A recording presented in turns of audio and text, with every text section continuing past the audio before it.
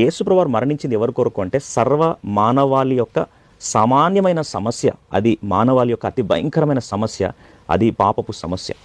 అందుకొరకు ఒకవేళ ఆలోచించినట్లయితే యేసుప్రభువారు ఎందుకొరకు ఈ లోకానికి వచ్చాడు అనే ప్రశ్నకు నేరుగా ఒక మాటలో జవాబు చెప్పాలంటే, సైనికుడు మరణిస్తాడు, సైనికుడి మరణమేమో దేశాన్ని కాపాడుతుంది, అది భౌతికంగా.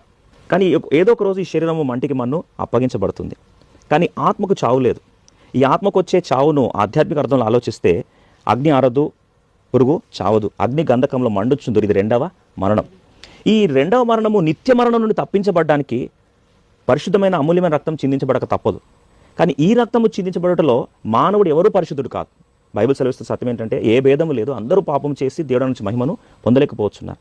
మరి నీతిమంతుడు ఒక్కడు లేడు కారణాన్ని బట్టి ఇప్పుడు ఈ మానవాళి యొక్క నిత్య మరణం నుండి కాపాడబడాలి లేదా రక్షింపబడాలి అంటే అప్పుడు దేవుడే మానవునిగా రావాలి. మానవుడిగా వచ్చిన ఆ దేవుడు కల్వరిలో మరణించాలి లేదా రక్తాన్ని చిందించాలి. కాబట్టి ఈ చిందించబడే ఈ ప్రక్రియ, పరిశుద్ధమైన రక్తం చిందించడం ఈ ప్రక్రియ ప్రత్యేకమైంది.